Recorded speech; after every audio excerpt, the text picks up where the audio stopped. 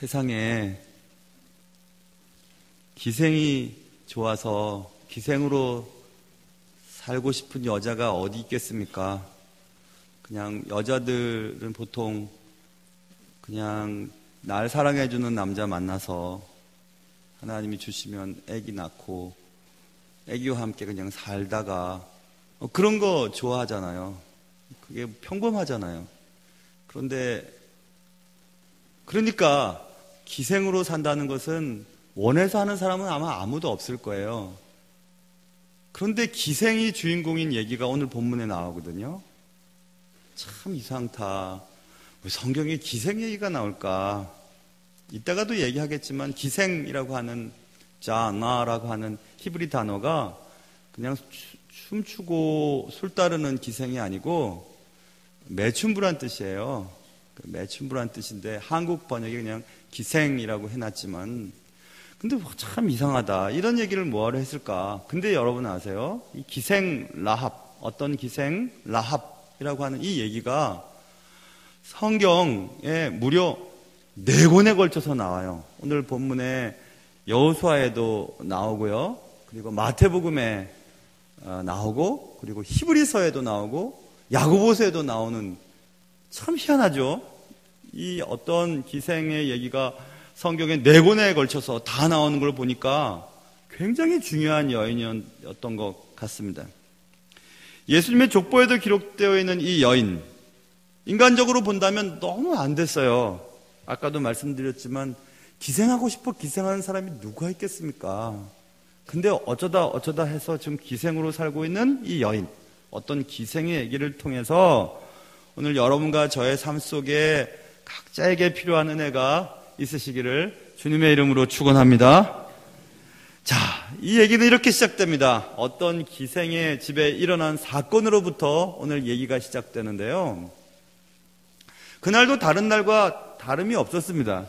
그날도 남정네들 마음을 기쁘게 해주고 그들에게 술 따라주고 때로는 그들에게 쾌락을 제공하면서 그들에게 돈을 받고 생계를 유지하고 있었던 이 여인이 어느 날 특별히 그동안 안 봤던 사람들이 그동안에 있었던 거예요. 그 사람들 속에 저 사람들은 어디서 왔지?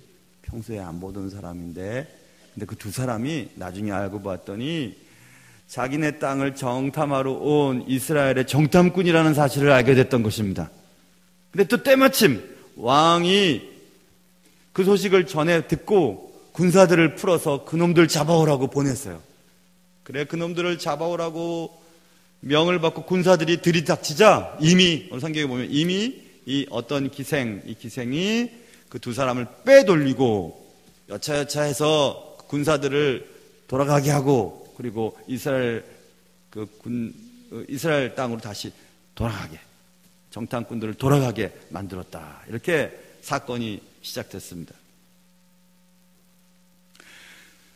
근데 이 어떤 기생이 그 두 정탐꾼을 살려주면서 한 가지 언약을 하죠. 그 언약은 이런 것이었습니다. 나는 소문으로 들었습니다. 당신의 민족이 얼마나 큰 전가를 거두면서 여기까지 왔는지 살아계신 하나님이 당신들과 함께함으로 결국 이 땅도 점령할 텐데 점령할 그때 나와 내 부모 아버지 어머니가 살아계셨던 것 같아요. 아버지 어머니와 그 남녀 형제들 성경에 써 있습니다.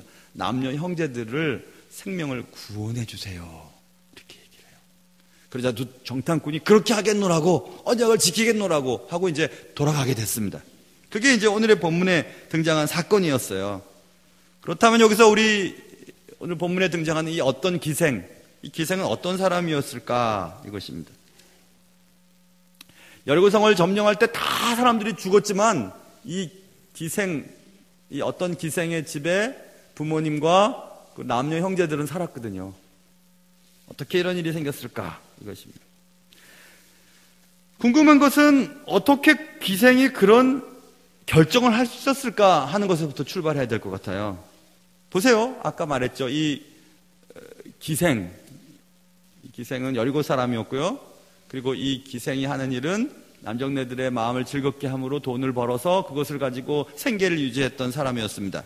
자신이 선택을 잘못하면 자기의 가족들은 물론이고 자기의 사업도 접어야 하고 그도 목숨을 잃어야만 했던 그런 선택의 순간에서 어떻게 자신의 민족을 배반하고 왕의 군사들을 따돌리고 두 정탐꾼, 한 번도 보지 못했던 이스라엘 백성들, 이스라엘 그 두 군사를, 두 정탐꾼을 돌려보낼 수 있었을까? 어떻게 그런 결정을 내릴 수 있었을까? 하는 것에서부터 시작이 되는 것입니다. 어떻게 그런 결정을 할 수 있었을까요? 그 기생 라합은. 그런데 아까 말씀드린 것처럼 성경 다른 곳에서 히브리서 11장은 히브리서에서 11장은 특별히 믿음의 장이라고 할 만큼 믿음의 용사들, 믿음의 영웅들이 쭉 기록되어 있는 장이거든요. 그런데 놀랍게도 히브리서 11장에 기생 라합에 대한 얘기가 적혀 있는데 어떻게 적혀 있냐 하면 히브리서 11장 31절에 잘 들어보세요. 믿음으로 이렇게 돼 있어. 믿음으로 기생 라합은 정탐꾼을 평안히 영접하였으므로 순종하지 아니한 자와 함께 멸망하지 아니하였도다. 이렇게 써 있어요. 뭐라고 써 있냐면 기생 라합이 두 정탐꾼을 살려주고 돌봐주고 했던 것은 기생 라합이 돈을 못 받아서 아니면 무서워서 칼을 들이대서 그런 게 아니고 기생 라합은 믿음으로 그렇게 했다고 써 있어요. 믿음 때문에 그렇게 했다고 써 있습니다. 성경은 분명히 라합이 정탐꾼을 살려준 것은 믿음에 의한 행동이었음을 성경은 말해주고 있거든요. 라합은 그 두 정탐꾼에게 얘기합니다. 나는 들었습니다. 소식을 들었습니다. 당신들이 여차여차해서 여기까지 왔고 당신들과 함께 하신 하나님께서 결국 이 성을 무너뜨릴 것을 난 알고 있습니다. 이렇게 말하는 것을 볼 수 있어요. 10절, 11절, 11절 계속해서 써 있습니다. 그러니까 라합은 하나님에 관한 소식을 누군가로부터 전달받았어요. 그리고 그것이 하나님에 관한 지식이 되었고 하나님에 관한 지식이 그의 행동을 결정짓도록 만들었음을 말하고 있죠. 그것을 성경은 조금 전에 읽었던 것처럼 히브리서에서는 그것을 기생 라합이 가지고 있었던 믿음이라고 말하고 있습니다.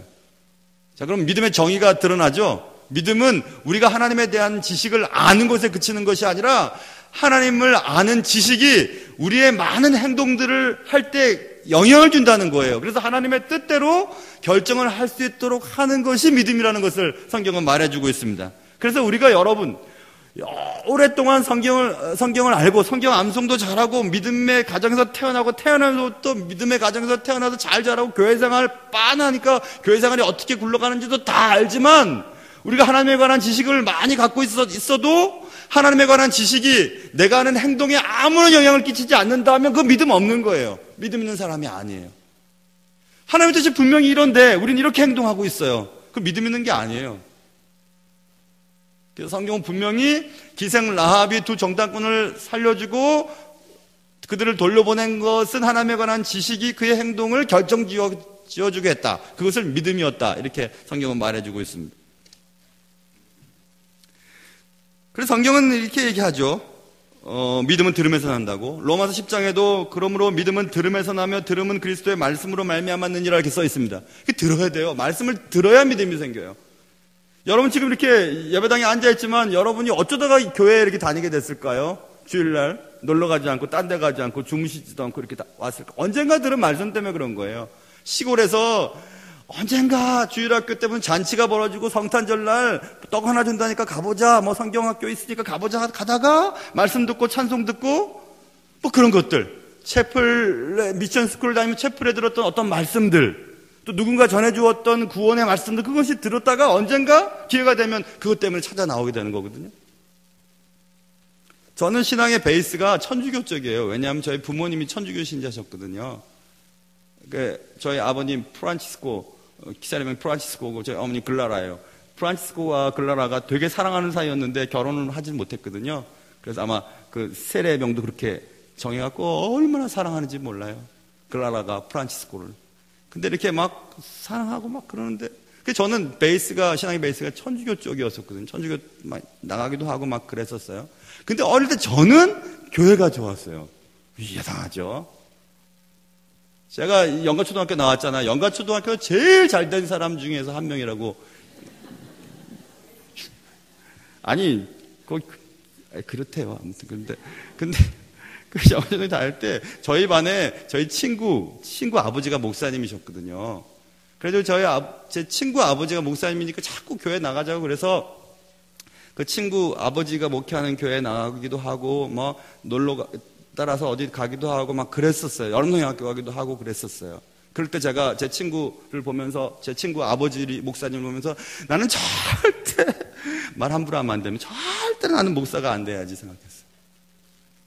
친구 월세금 못 내서 맨날 돈 없어 하는 것도 보고, 친구 아버지 목사님인데 하얀색 그 와이셔츠가 누렇게 되는데도 그냥 그걸 입고 그 개척교회 하신다고 하는 걸 보니까 내가 정말 목사는 되기 싫다. 말 함부로 하면 안 됩니다.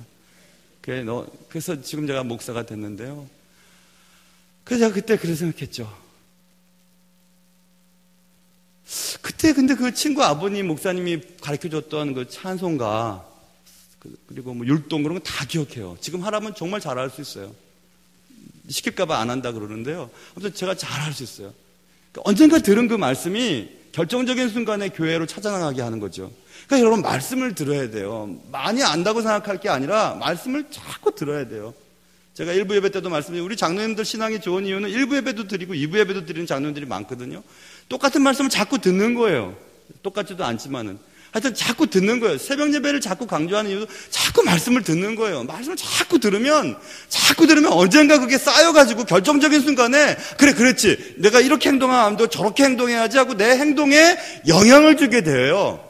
그러니까 말씀을 들어야 되는 거야. 말씀을 듣지 않으면 전해주는 사람이 없으면 믿음이 생기지 않기 때문에 그렇거든요. 어디선가 언젠가 어디서 들은 읽은 말씀이 내 삶을 자꾸 움직이게 만드는 거죠. 그런데 반대로 말씀은 많이 알고 성경 암송도 많이 하고 뭐 교회도 막 오래 다녔어요. 그리고 또 수십 군데 다녔어요. 빤하게 다 알아요. 그런데 말씀과 상관없는 삶을 살아가고 있다면 그건 믿음 있는 사람이 아니에요. 그 믿음 가지고는 아무런 일도 벌어지지 않습니다. 새로운 삶을 살아가는 새로운 사람이 되려면 말씀이 자꾸 우리의 삶을 변화시켜야 되거든요. 여러분 어떠시 한지 생각해 보세요. 여러분 말씀에 대해서 많이 들으셨죠? 많이 들으셔서 여러분 머릿속에 성경에 대한 지식이 차곡차곡 쌓여 있을 거예요. 그런데 쌓여 있기만 해요. 여러분의 행동에 아무런 영향을 주지를 못해요. 분명히 성경은 이렇게 하라 하시는데 하나님의 뜻은 이건데 하나님 뜻과는 상관없이 내 마음대로 살아가요. 그럼 믿음 없는 것입니다. 내적 믿음, 내가 가지고 있는 내적 믿음은 외적 행동으로 증명돼요. 그래서 외적인 행동을 보면 그 사람의 내적인 믿음을 알 수 있다고 말하는 거예요, 성경에서. 여러분과 저에게 그런 은혜가 있기를 주님의 이름으로 축원합니다. 라합은 믿음이 있었어요. 라합이 행동했던 그것은 믿음 때문에 그렇게 됐다고 히브리서 저자가 얘기해주고 있거든요. 그래서 그 라합이 가지고 있었던 그 믿음은 놀라운 결과를 가져오게 됩니다. 라합은 믿음으로 정탐꾼을 숨겨주었고 그들이 무사히 들어갈 수 있게 해주었죠. 그리고 그 후 라합의 요구로 맺어진 언약, 여리고성을 점령할 때 나와 나의 부모와 나의 남녀 형제들의 생명을 보존해 달라고 하는 그 언약은 지켜주어서 여리고성이 다 무너지고 여리고 사람들이 다 죽임을 당할 때 라합의 일가들만 살아남을 있게 돼요. 그래서 여러분 주 예수를 믿으면, 하나님을 믿으면 우리는 구원받아요. 그건 맞아요. 누구든지 그리스도로 말미암지 않고는 하나님의 나라로 이룰 수 없다고 했으니까 분명히 예수를 믿어야 구원받아요. 그런데 거기서 끝나는 게 아니라 성경에 이런 말씀도 적혀 있거든요. 주 예수를 믿으라. 그리하면 너와 내 집이 구원을 얻으리라 써 있어요. 그래서 기생 라합, 이 어떤 기생 라합은 자신이 하나님을 믿었고 하나님의 말씀대로 살았고 행동했고 믿음을 발휘했더니 그의 생명이 보존되었고 그의 부모가 생명이 보존되었고 그의 남녀 형제들의 생명이 보존되었죠. 그러니까 여러분과 제가 여러분 가문에서 여러분 가정에서 먼저 믿게 되고 혼자 믿는 사람들이 있다면 가정 구원을 위해서 어떻게 애를 써야 돼요.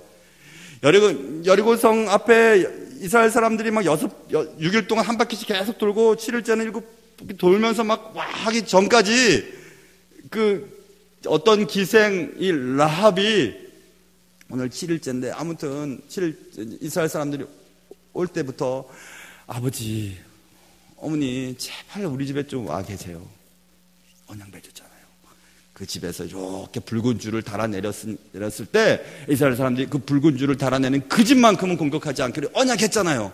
그러니까 제발 어머니, 아버지 한 번만 부탁이니까 우리 집에 좀 와달라고. 우리 집에 좀 있어달라고. 왜? 난 너네 집 가기 싫다. 거기 술 술 먹고 막 희한한 일이 벌어지는 그런 데는 가기 싫다. 네가 우리 먹여 살리느라고 이 짓 하고 있지만 나 거기 가기 싫다. 안 그랬겠어요? 얘야, 너희들 좀 제발 언니 집에 또 누나 집에 좀 와 있어라. 며칠 동안이라도 좀 와 있어라. 내가 누나 집 못 가요. 창피해서 못 가요. 내가 언니 집 못 가요. 창피해서 못 가요. 제발 좀 와 있거라. 좀 와 있어라. 좀 그냥 그렇게 해라. 그래 된다. 그래 산다. 얼마나 강권했겠어요. 얼마나 얘기했겠어요. 얼마나 부탁했겠어요. 엄마 아빠 제발 좀 며칠만 와주세요. 얘들아 며칠만 좀 여기 있어다오 하고 얘기 안 했겠어요. 강권했어요. 거기 있었어요. 그래서 살았어요. 여러분, 우리가 가족들 구원하기 어렵습니다. 참 어려워요. 자꾸 내 교회 다니고 나와야 돼요. 강권해서 끄집어 나와. 제발 좀 나와달라고, 나오라고. 이렇게 얘기를 해줘야 돼요. 그렇게 해야 돼요. 어렵게 이제 나왔어요. 나와가지고 제발 그냥 10번만 다녀보자고, 5번만 다녀보자고, 한 번만 나와보자고 얘기를 하잖아요. 나왔는데 계속 잠이 오는 거예요. 교회 처음 오면 잠이 오잖아요. 잠이 와가지고 이제 나온 사람도 이제 낙심이 되는 거죠. 나는 교회랑 안 맞는 것 같아. 교회 오면 잠만 오니까. 그럼 그때 얘기해요. 저분 봐, 저분 권사님이거든. 저분은 교회 수십 년 다니는데 지금 저분도 졸고 있잖아. 그러니까 조는 거 괜찮아. 그리고 우리 목사님 존다고 때리지 않아. 걱정하지 말고 계속 졸아도 돼. 어쨌든 하여튼 교회에 나오게 해야 돼요. 강권을 하든지 어쨌든지. 그래서 자꾸 들으면요, 언제 때 그가 어떤 결정을 할 때 주님을 만나게 되니까요. 그러니까 꼭 그렇게 하셔야 돼요. 지금 라합은 그렇게 했어요. 그의 엄마, 아버지, 그의 남녀 형제들을 다 구원하는 일을 그가 하지 않습니까? 그것뿐인가요? 기생 라합은 아까 말했죠. 마태복음과 히브리서와 야고보서, 그리고 오늘 본문이 적혀있는 여호수아의 4권에 그 이름이 기록되어 있는 놀라운 일이에요. 특별히 아까 말씀드린 히브리서 11장에는 믿음의 영웅들이 굵직굵직한 영웅들, 이름만 들어도 우리는 다 아는 그런 영웅들이 쭉 기록되어 있어요. 그 중에 딱 2명만 여자가 기록되어 있어요. 딱 2명. 그 중에 한 명은 누구냐 하면 이스라엘의 시조예요. 시조. 아브라함의 아내 사라가 기록되어 있어요. 사라가 이렇게 기록되어 있어요. 히브리서 11장 11절, 믿음으로 사라 자신도 나이가 많아 단산하였으나 잉태할 수 있는 힘을 얻었으니 이는 약속하신 이를 미쁘신 줄 알았습니다. 맞아요, 맞아. 이스라엘 사람들한테는 믿음의 영웅들 가운데 사라는 정말 믿음의 영웅에 들어갈 수 있지. 오케이. 좀 밑에 내려가 보면요, 31절에 믿음으로 기생 라합은 정탐꾼을 평안히 영접하였으므로 순종하지 아니하는 자와 함께 멸망하지 아니하였도다. 여러분 생각해 보세요. 민족의 시조 사라 정도는 그래 들어갈 수 있을 것 같아요. 믿음의 영웅 가운데. 그런데 기생, 아까 말했죠. 매춘부 라합의 얘기를 왜 여기다 기록할 거야? 아니 그냥 라합이라고 해보면 될 거 아니에요? 직업 빼버리고 기생이라는 거 빼버리고 짜나라고 하는 히브리말을 빼버리면 되잖아요. 그냥 라합은 정탐꾼을 감춰줬고, 그리고 그로 인하여 그의 가족들이 다 구원을 받았지. 그래서 믿음의 영웅인 거야. 이렇게 해도 되잖아요. 근데 어쨌든 사라와 그리고 또 한 여자 기생 라합만이 믿음의 영웅의 반열에 딱 기록되어 있어요. 얼마나 대단한 여자들이 많았는데요. 그런데 그런 여자들 이름 들어있지 않고 라합의 얘기가, 어떤 기생의 얘기가 거기에 딱 들어가 있어요.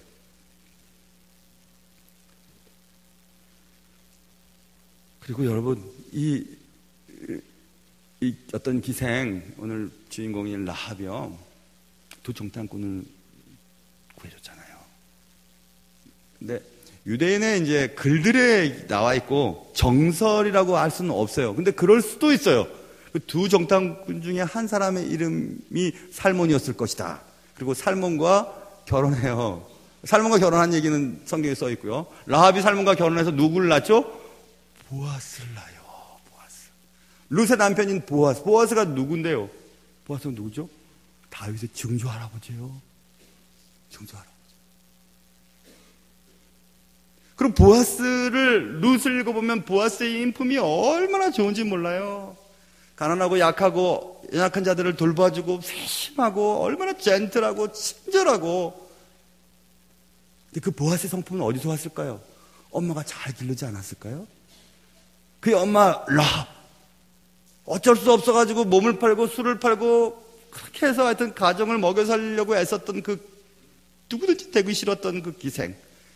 그런데 그 라합이 정통 유대인과 결혼한단 말입니다. 이방 여자가 어떻게 그럴 수 있지? 분명히 라합은 이 여리고성 함락 사건 이후로 대단히 귀한 역할을 감당했던 것 같아요. 그래서 정통 유대인과 결혼할 수 있었고, 또 정통 유대인, 그 다윗의 후손이고, 다윗의 유다 가문이었잖아요. 그래서 다윗의 고조 할머니가 될 수 있었죠. 라합은. 결국 믿음의 영웅으로 기록되는 놀라운 그런 인생이 되고 맙니다. 여기서 저는 한 가지 질문이 생겼어요. 그거 뭐냐면, 부모님 뭐 하세요? 부모님 그냥 평범한 직장인이셨어요. 오케이. 할아버지는 뭐 하세요? 할머니 뭐 하세요? 할머니요? 술집 했는데요? 그래? 할아버지는 뭐 했는데요? 거기서 일하는 사람이었죠. 남들은 그걸 기둥 서방이라고 하죠. 그런 얘기 뭐하러 하겠어요? 하겠습니까, 여러분? 안 해요, 저 같으면. 절대 안 합니다. 요식업 종사자였습니다. 이렇게 얘기하거나 그러지 뭐하러 했겠어요. 근데 성경에 기생이라고 하는 말을 붙어놔요. 아까 말했죠. 자나라고 하는 것은 그냥. 그런데 여러분, 제가 학교 다니던 그 총신도 그렇고 저 지금 우리 교회는 보수적인 교단에 속해 있잖아요. 보수적인 교단 그걸 인정할 수가 없었던 거예요. 제가 신학교 다닐 때만 해도 이거는 기생이 아니라 번역을 잘못했다.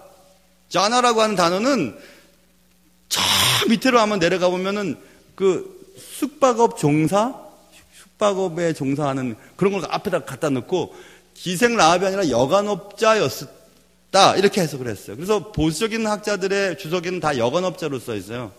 그럴 리가 없다라는 그럴 리가 없다는 거죠. 저도 그렇게 배웠어요. 근데 아니에요. 언어 연구를 해보면 그게 아니에요. 분명히 이 기생 라합은 기생의 집에 들어갔다, 기생의 집에 유숙했다라고 하는 것은 매춘부의 소굴로 들어갔다라고 정확하게 번역이 돼요.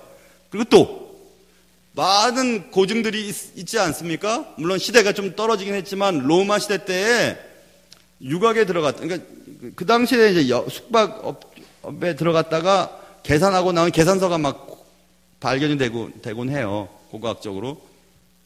데오도르 버트라고 하는 그 사람이 지은 책 속에 로마 시대의 어느 여관의 청구서에 대한 얘기가 나오는데 거기 이렇게 기록되어 있어요. 보세요. 포도주와 빵은 한 에이스.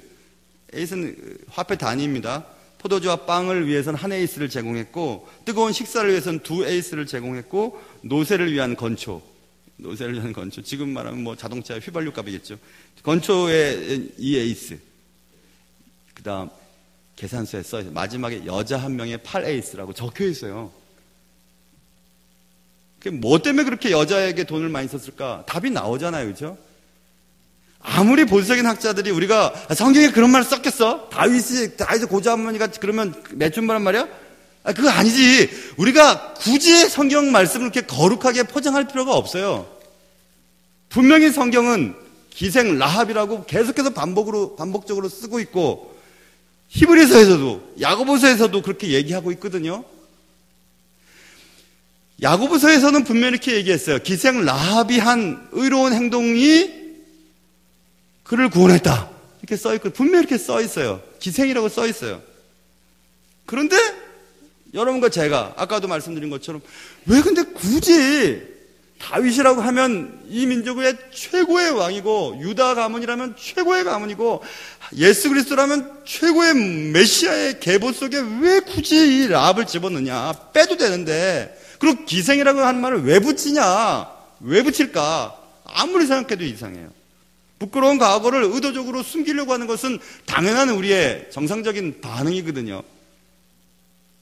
근데 굳이 이름까지 거론하면서 기생, 라합 이렇게 쓸 이유가 무엇이 있을까?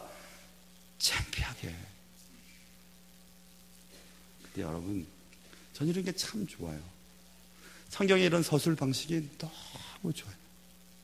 성경에 대한 진실성이 드러나기 때문에도 좋고, 또 이런 성경의 기술은, 그리고 라합이 매춘부였다. 근데 믿음이 있었다. 그리고 그 믿음 때문에 그의 가족들을 구원했다. 그리고 그의 후손 가운데 보아스가 나왔고, 그 후손 가운데 다윗이 나왔다. 그의 계보를 쫓아 예수 그리스도가 탄생되었다. 떳떳하게 쓰고 있거든요. 우리는 요즘에 한참 2015년부터인가요? 금수저, 은수저, 흑수저 얘기를 많이 하잖아요.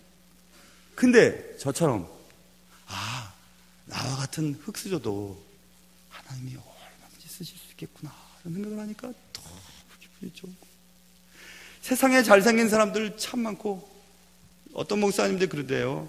강 목사님 교회 부목사님은 얼굴 보고 뽑나요? 그러더라고요. 그만큼 우리 부목사님들 얼마나 잘생겼어요.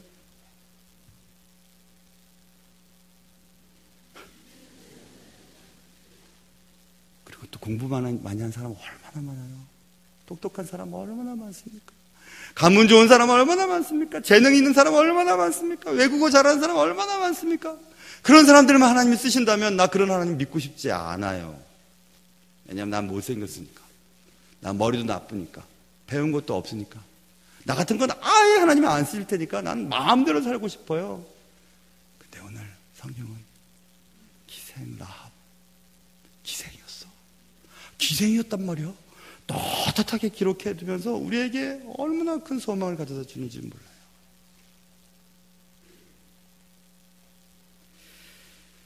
성경은 사람을 출신 성분이나 혈통으로 나누지 않습니다.